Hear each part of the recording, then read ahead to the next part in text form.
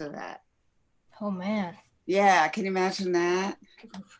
So all our pets have to be with us in the backyard, and it's gotten very hot lately, so it's kind of short, short little visits outside, and that's it. All right. So for everybody who's joining in on Zoom, welcome. This is a special Native Nevada Nature presentation. Normally, if you join me at 5 p.m. on Wednesdays, I'm talking about one particular plant or animal species. But today I'm going to be talking about one special region, the Desert National Wildlife Refuge. So as you guys are joining in and entering to the meeting, I'm going to start this presentation in about 5 minutes.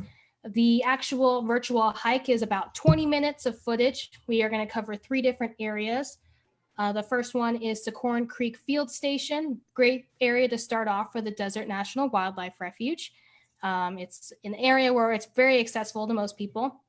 And then we're going to check out Fossil Ridge, very nice area that you could just drive by and see some fossils.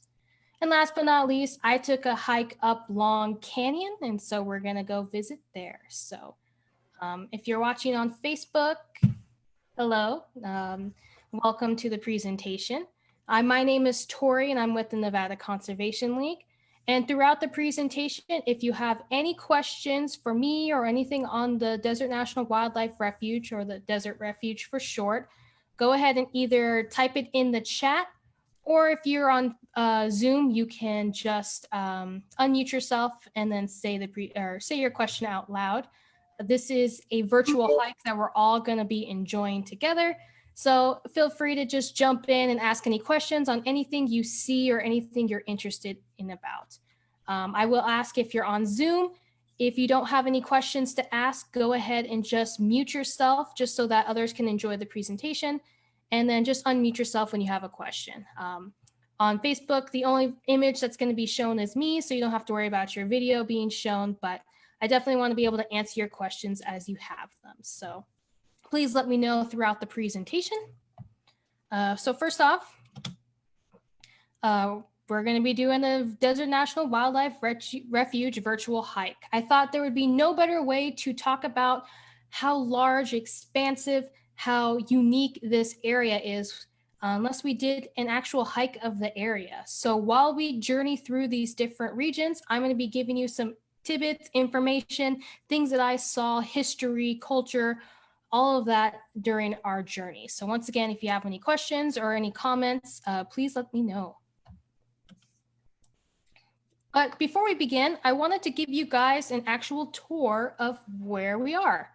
For those of you who have never been to the Desert National Wildlife Refuge or may not know where it's at, here's a big map just to show you how big it is. So the area is 1.6 million acres wide.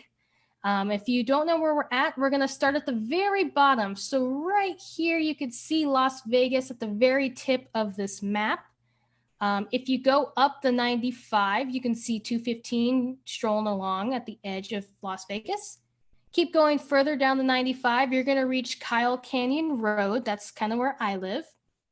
Further out about 10 minutes, you're going to see Corn Creek exit on the 95. You're going to exit there at about 2 or 3 miles of nice paved roads. You're going to end up right here on this black area called Corn Creek Visitor Center. This is the first stop on our journey. And they say it's the great area to start when you're examining this entire expansive area. After that, you can either go up Alamo Road, which is a 70-mile dirt road, which if you were to go all the way to the top, you would end up at Petroglyphs National Wildlife Refuge and reach up to the US 93. You would also end up in Alamo, Nevada. But I'm going to be going the opposite way. If you see these small dashed gray brown lines, those are the dirt roads. I'm going to be going down Mormon Well Road, which is to the right of Corn Creek Visitor Center. I'm going to follow that along until I reach Fossil Ridge. That's our second stop. It's right up against the road, very easy to spot, and you might be able to spot some fossils there. And then we're going to continue up about 5 more miles, and I'm going to be stopping at Long Canyon, and so you guys will get a glimpse of that area as well. But as you can see, this area is huge, and there's no way I can cover all of it. So please go ahead and explore this area when you can.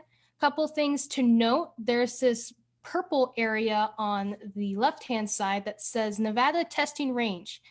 Entry is prohibited, and that's right. The Air Force actually has part ownership with that area. The Fish and Wildlife Service is first in management, and the Air Force is second in management. So they have clearance to fly over in those areas. So you're not allowed in those areas, but everywhere else you can explore, hike, camp, even hunt, and go off-road. Don't go off-roading, but just go explore the roads in this wonderful area. Other thing I'm going to cover is we're going to be going through different life zones as we explore this area. So once we start off in Corn Creek, we're going to be seeing some salt brush and some creosote bush, some little bushes, tiny bushes, closer to 2,000 elevation. As we go up to about 3,000, we're going to start seeing more Joshua trees. When we get to Long Canyon, you will see a bunch of Joshua trees. After that, we're going to see some black brush. And as we go closer to about 5,000 elevation, we can see some pinyon pine and some juniper trees. We do see a couple of pinyon pines on our way to Long Canyon. After that, you will see some pine, ponderosa pine, and some firs.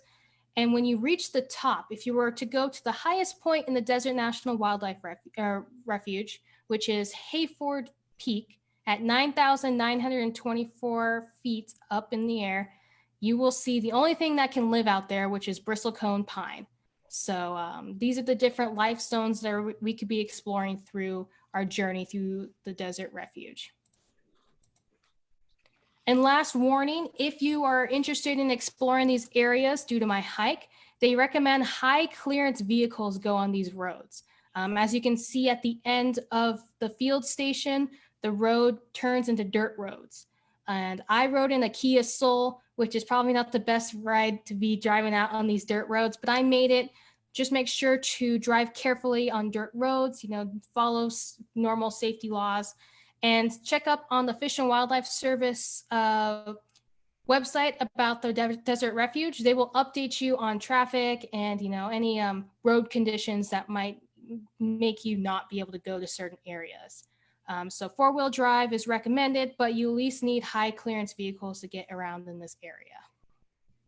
All right, so we are going to start our virtual hike. Once again, if you have any questions or comments on it, just, unmute yourself, let me know what you got, or post them in the group chat on Zoom. If you're on Facebook, post them in the chat there and I will answer it as well.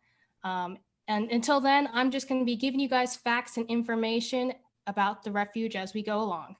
And once again, this video is about 20 minutes long. All right, here we go.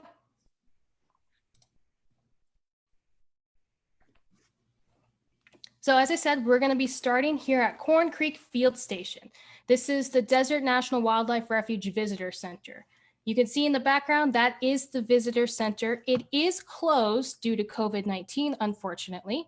But after it reopens, I definitely recommend going to check it out because it's a huge area. It's kind of like a mini museum, teaches you all about the refuge and has different diagrams and displays. So highly encourage it. You can also just come here regularly. Like I said, it's really close to outside of town, about 10 or 15 minutes outside of Las Vegas. So you can come here and go, do picnic areas, just enjoy the area. Do a quick walk around this area. It's very nice, a very easy hike.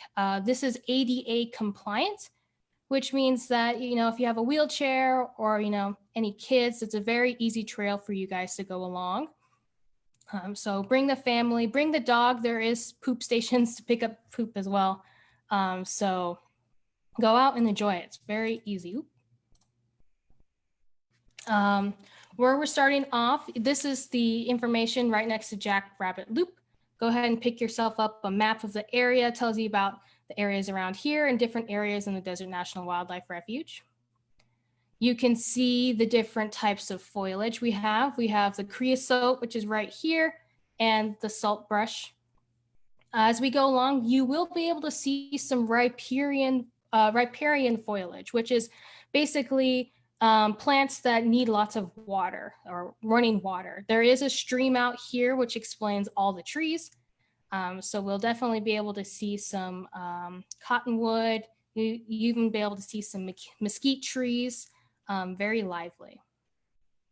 And I recommend as this being your first place for the Desert National Wildlife Refuge because it has a bunch of informational stocks everywhere. Gives you a bunch of history lessons, native knowledge, wildlife knowledge, so much that you basically learn as you're going along these trails. You'll see these docs just like this one, which will give a little bit of details about what you're viewing or what is going on. And then you can continue along your little hike. The next place we're going along is Bighorn Loop. All these loops are relatively easy to go along. I think the longest one is 0.5 miles. And if you do all the loops, I think it's less than 1.5 miles. So very easy to traverse. Nice day to go out on a small hike and a picnic. You can see all the trees that I mentioned. If you look right here, you see that black stuff on that tree. That's a mesquite tree. And the dark brown black stuff that you can see on there, that's actually called mistletoe. And yes, that's mistletoe just like in Christmas time. It's a parasitic, it's a parasite that infects the mesquite trees, basically taking away its nutrients. But it will also, there's another one right over here, but it will also release these berries, these little small berries. And the wildlife love these berries.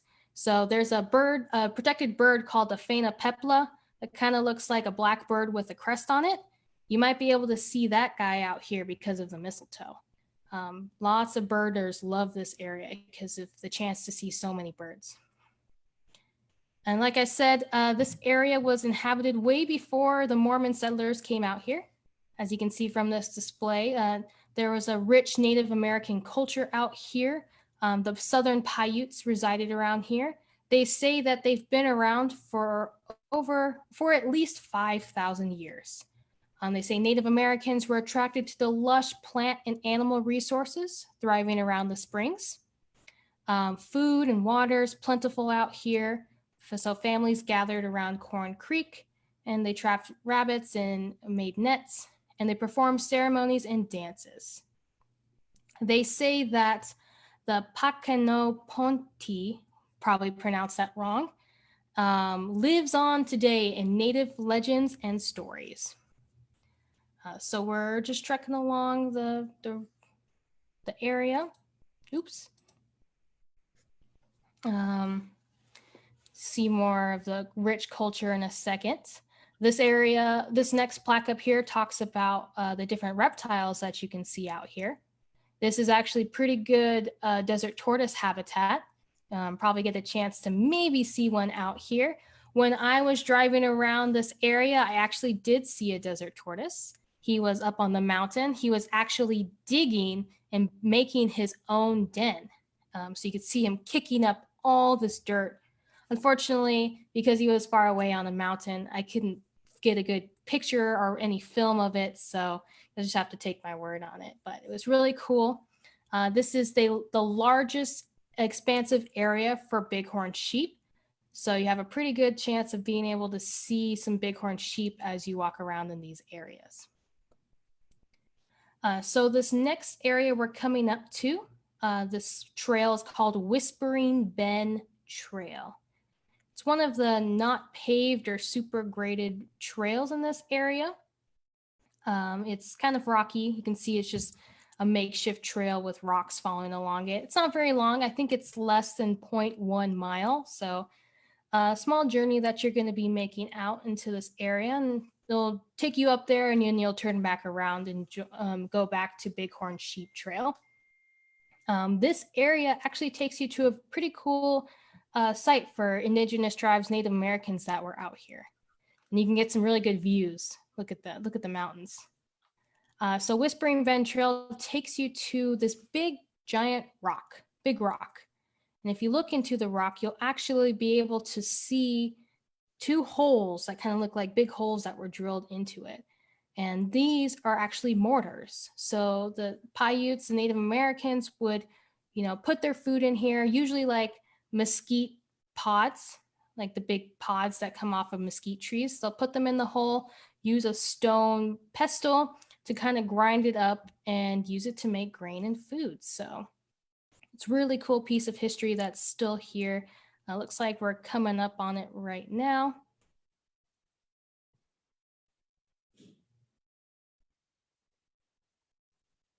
Yep, right over here. So we're gonna take a peek in, check out those two little holes. And there we go.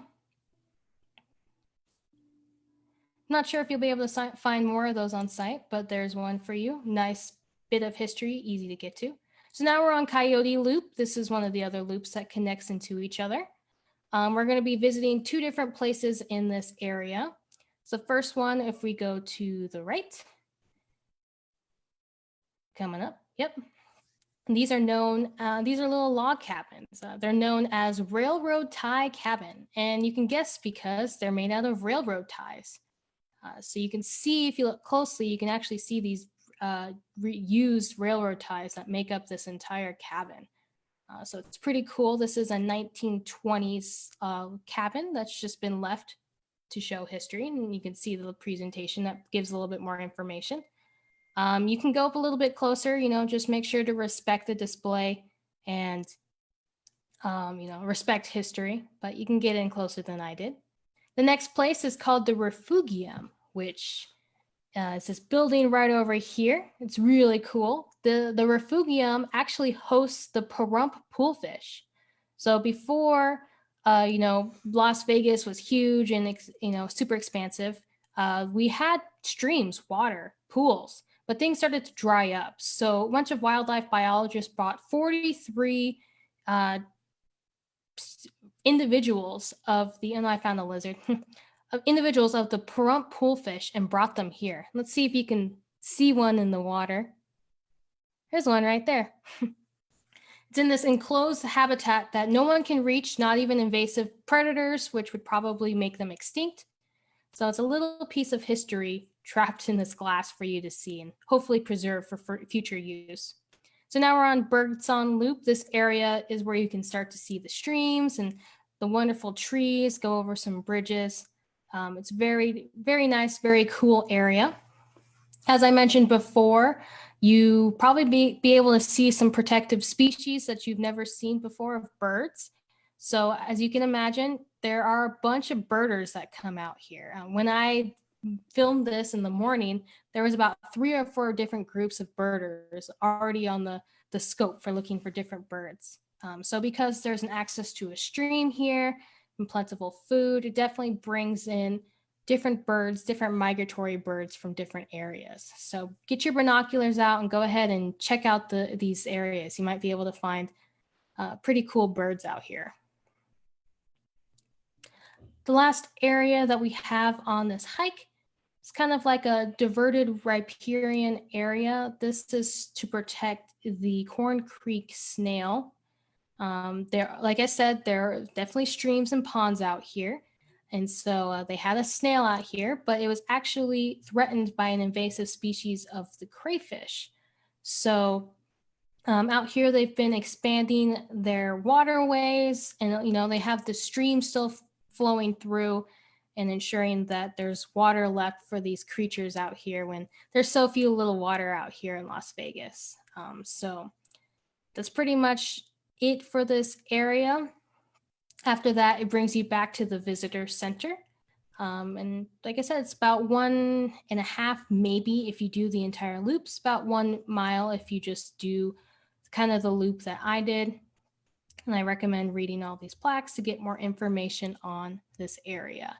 You can see some historic homes and different types of things in the background as well that weren't caught in this video. But definitely recommend checking it out.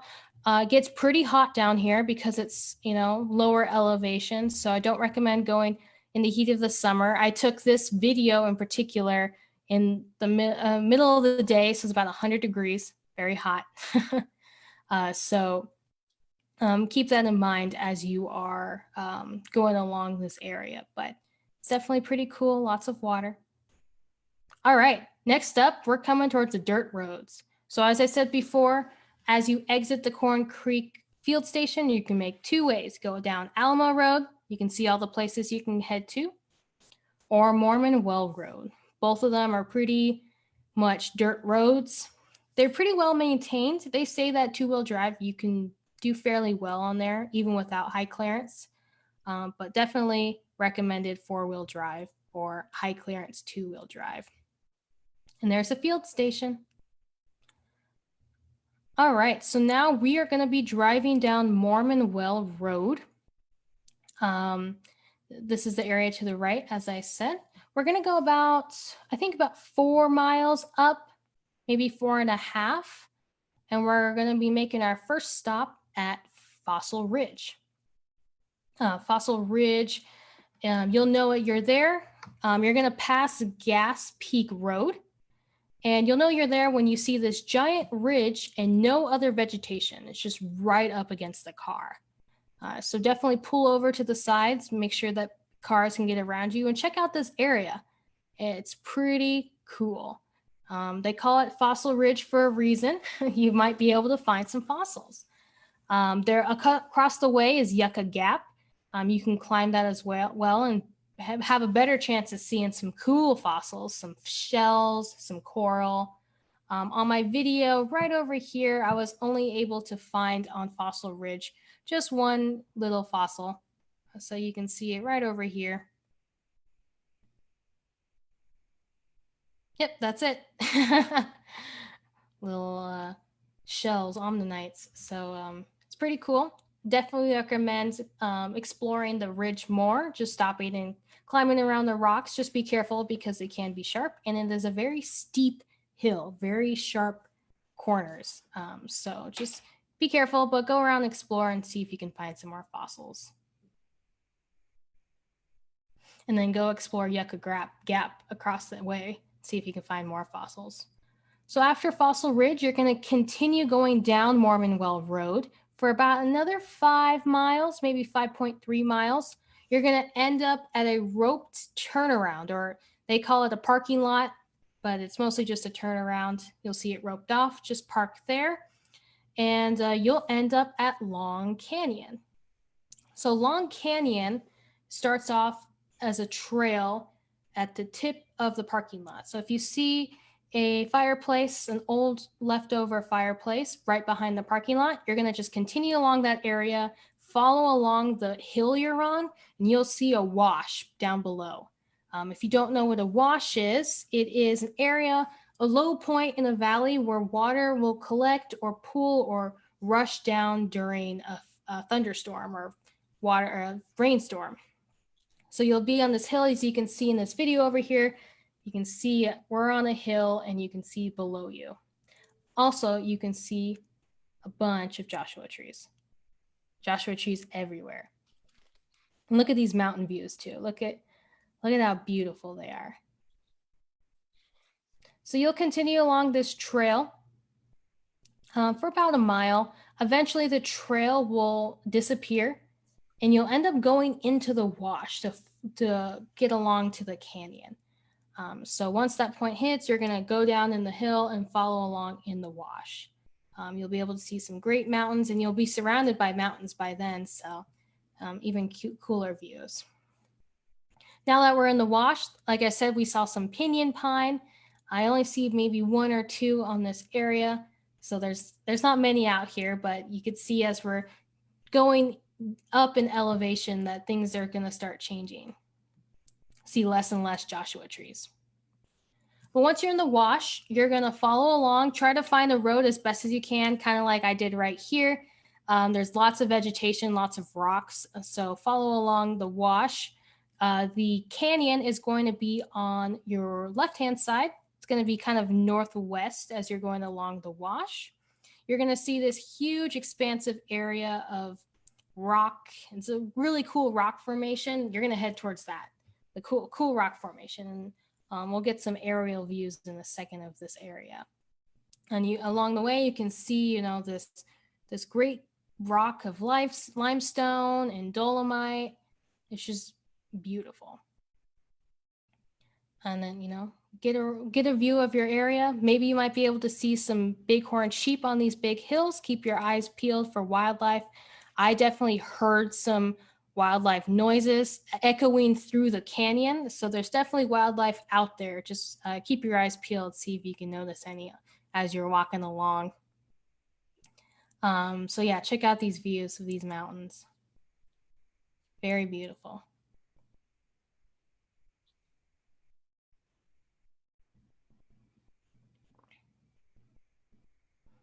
By the end of it, it makes it worth it for the views.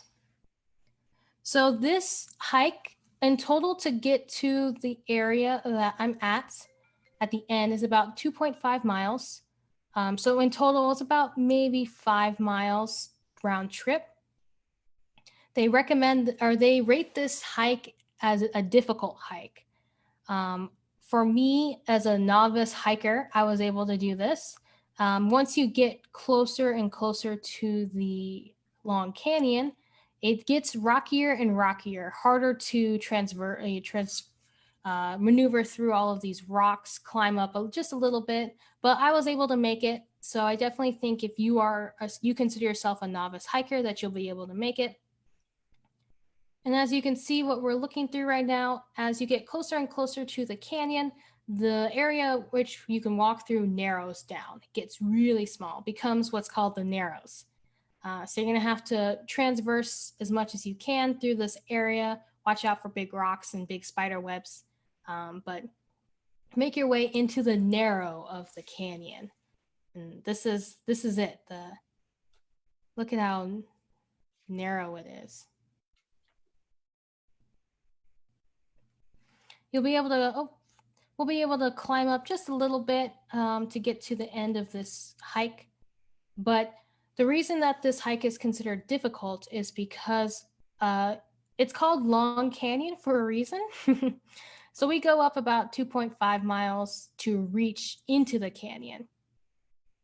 But if you continue through the canyon, through this narrow passage, climbing up and down the rock, you may go for a long time. I think they say it may be about 8 to 10 to 12 miles long, maneuvering yourself up these huge rocks. So be cautious. Recommend you be a pretty good hiker to be able to continue on farther than I did. But this is the view. This is the end of my Long Canyon Trail. You can see these wonderful limestone hills and rocks. Be careful when you're climbing up them. But it's very beautiful, very cool. Cool temperature-wise, I mean. You kind of end up in this area that kind of looks like a pool, like water would pool there if you just were to stay there during a rainstorm. So you can hang out there, bring some friends, do a picnic before you continue up Long Canyon Trail if you want to continue farther than I did. But just getting some aerial shots of this so you can see really how huge this area is.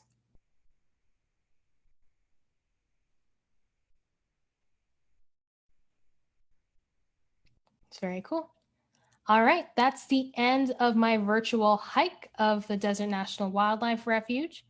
Hope you guys enjoyed it, and hopefully when it's not super hot outside, I can go out further into the wildlife refuge and show you some more good views, good footage of this area. Oops. All right, I want to talk about places to see. So like I said, I can't cover everywhere. It's huge, 1.6 million long. Oh, we got some questions.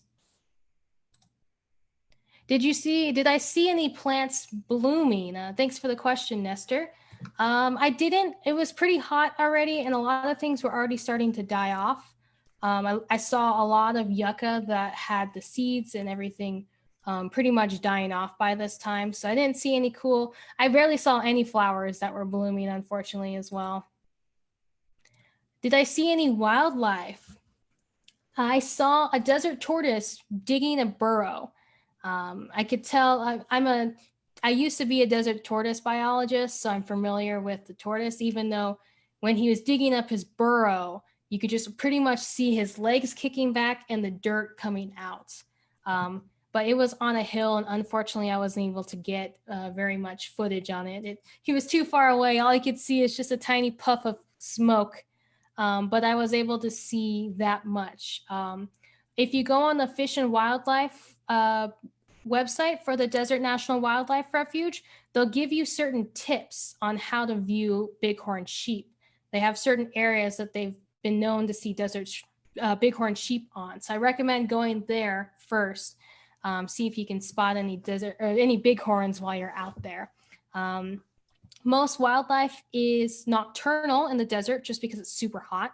So I didn't expect to see much. I was there early in the day, which is probably why the only reason I saw the desert tortoise in the middle of summer. But bighorn sheep are diurnal, which means they spend their time during the day. So that might be the best wildlife you might be able to see in these areas. But yeah, keep sending your questions as we go along. I'm just gonna show you guys a couple of places to see that I wasn't able to cover on this video. And if you ever want to venture out into this wilderness, these are the places that I will recommend. Oh, I got a question from Nancy really quick. Are there any wild horses near here? Didn't see any wild horses. This area is pretty high elevation, pretty rocky. So I think it might be a little bit too high for the wild horses to be roaming around, but I would not take my word that you would not be able to see some, just because I know burros and certain horses have been able to compete with bighorns. So I can imagine that they share a lot of the same habitat. Just didn't see any here on my journey. All right, places to see. Oh, another question. So the question from Sheila says, on the map, it looks like Alamo Road goes through the test site. Can you go through there? Let me go back to that picture really quick. Let me go back to the map.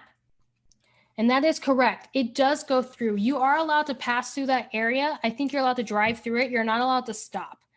You're not allowed to go into the area, but you're allowed to drive through Alamo Road. Quick tidbit on Alamo Road. They say about 40 miles from Corn Creek Visitor Center, the area gets pretty hard to drive. Recommended 4-wheel drive or even just avoiding it altogether. Once you get closer to Desert Lake, which is a dry lake, it gets pretty hard to traverse even if you have 4-wheel drive. So keep that in mind if you ever want to go down Alamo Road. All right. Oops. And all right. So first place to see, once again, if you have any more questions, please let me know. First place to see is Desert Pass Campground. So as I mentioned before, you're allowed to camp here all you want. Desert Pass Campground and Picnic Area is located 26 miles from Corn Creek. It's surrounded by ponderosa pines, and it is a great place to escape the summer heat. This fee-free area has 2 pit toilets, 6 established campsites with picnic areas, fire rings, and tent pads. It is the first come, first serve campground. So like I said, no fees, but first come, first serve. Also, keep in mind if you go camping in the summer that there is wildfire season advisory. So please don't light any fires in this time of day. Is this test site taking this over? That's a question from Sharon. I'm going to give you guys an update on the current status of the Desert National Wildlife Refuge at the end of this video. So we'll get back to that question in a second. The next place to visit, it's called Gas Peak. So right along Mormonwell Road, where we drove down, you're going to see a turnoff called Gas Peak Road. You're going to go there instead of continuing straight down. It heads into the Las Vegas range. And if you decide to climb up this area, it's Gas Peak is the highest point of the Las Vegas range, standing at 6,943 feet. The peak offers spectacular views of both the bustling city and the South, Las Vegas.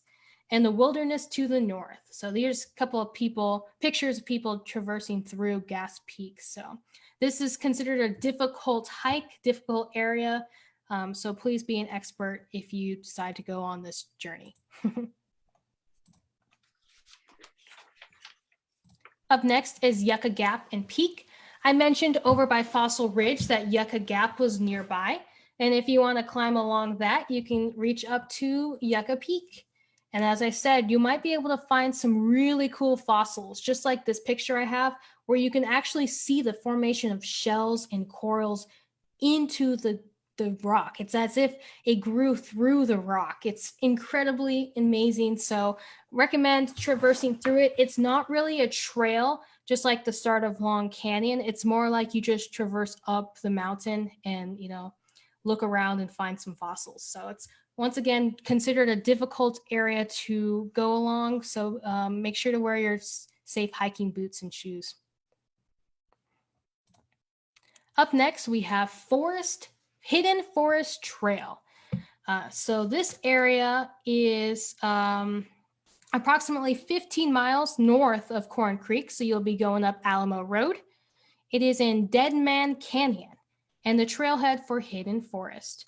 This 11-mile round trip hike starts among the creosote and the Joshua trees and travels through 3 life zones to a historic log cabin among the ponderosa pines. And you could see the log cabin in this picture right here.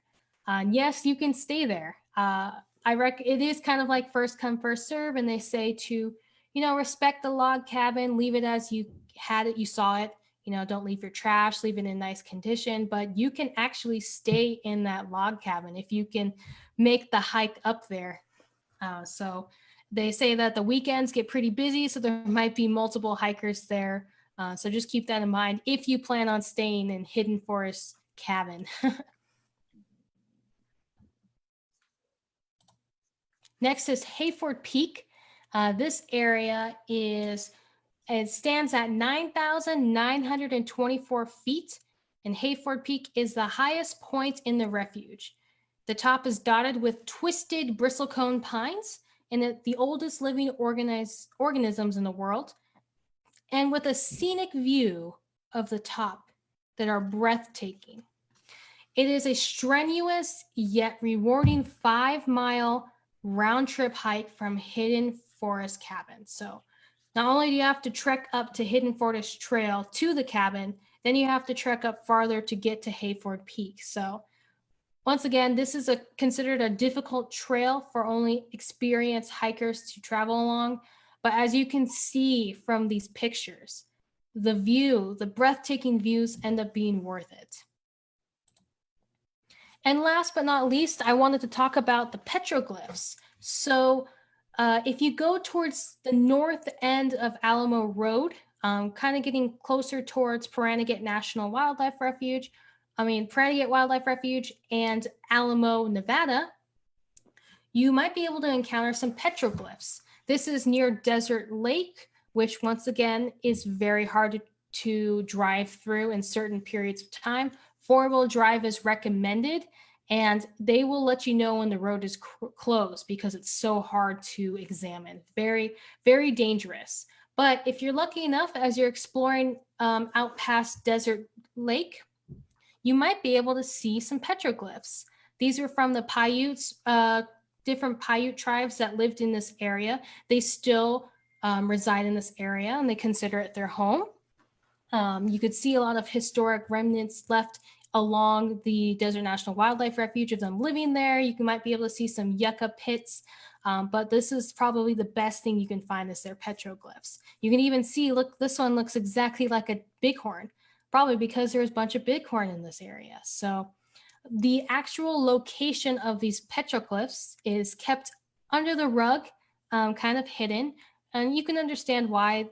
We don't want to ruin history by making it more public. Somebody's going to graffiti these walls. Somebody's going to ruin them. So if you get lucky enough to go explore the north end of the refuge, you might be able to find some really cool petroglyphs. All right.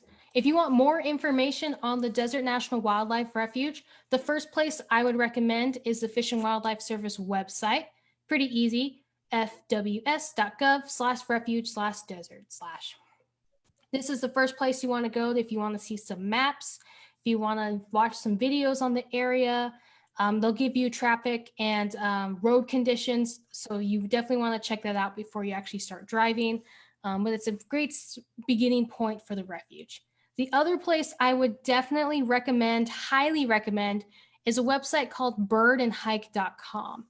If you guys are familiar with Jim Boone, and if you've been around in the nature wildlife community, I'm sure you've heard of him. He has a website where he has traveled all across Southern Nevada.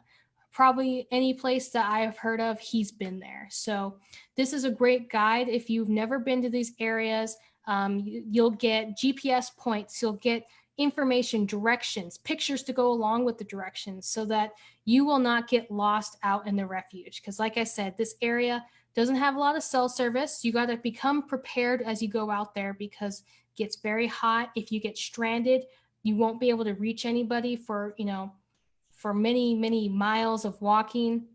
So come prepared. Check out birdandhike.com. You'll be able to get all the information you need before you go trekking out into these different trails and different areas in the wildlife refuge.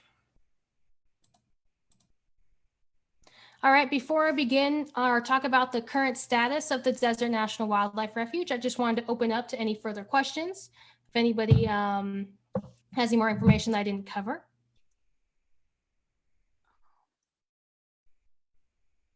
All right, I will continue. But once again, if you have any questions, just let me know.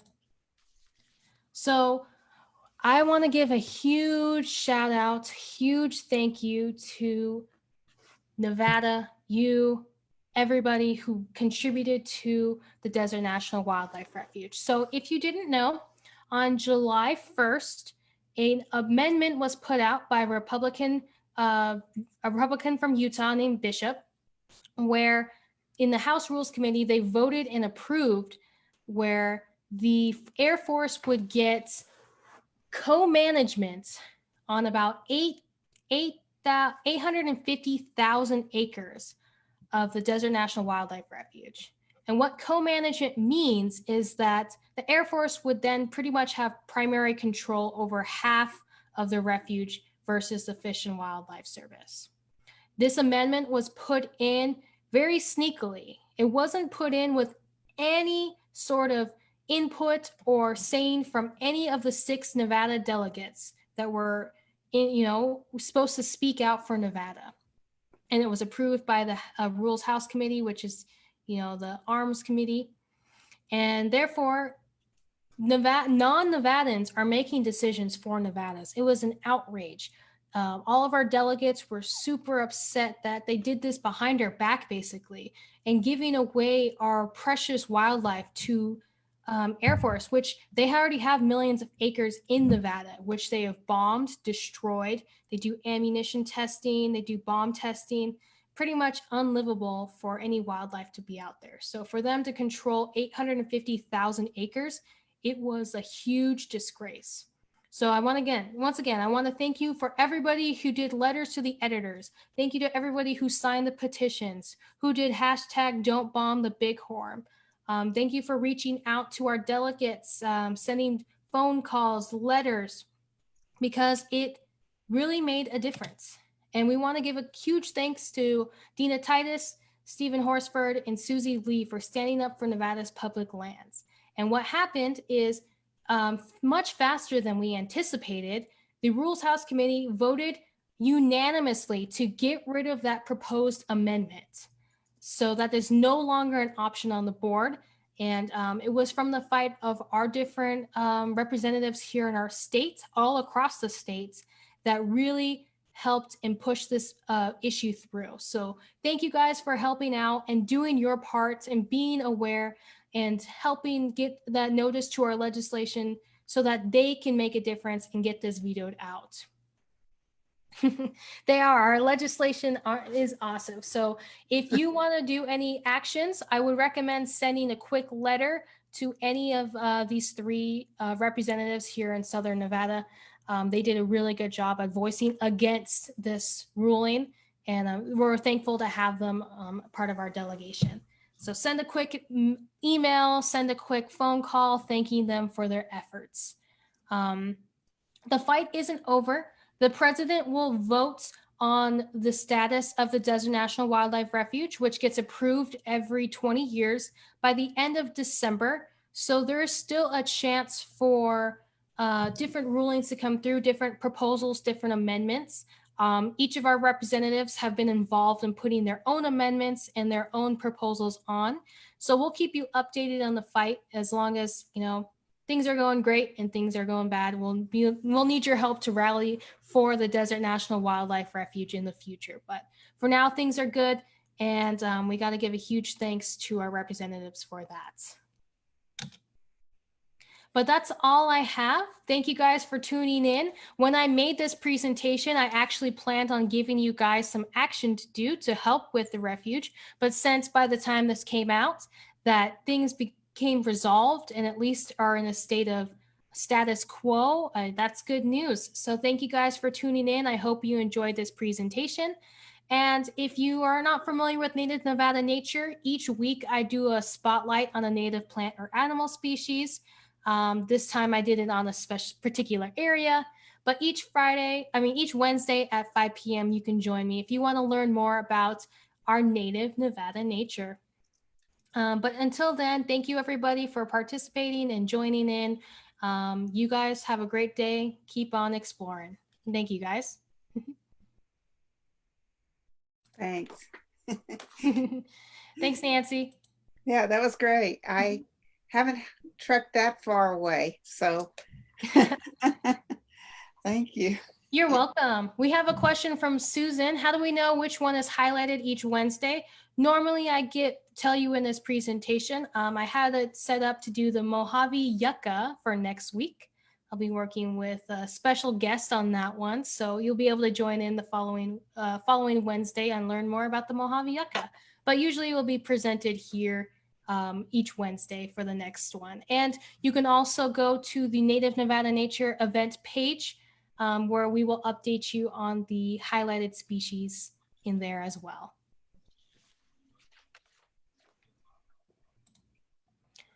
But yeah, thank you guys so much for this special presentation. Thank you. Thank you guys. Have a good day. Thank you so much. Stay well and safe. Yeah, you too. Yeah.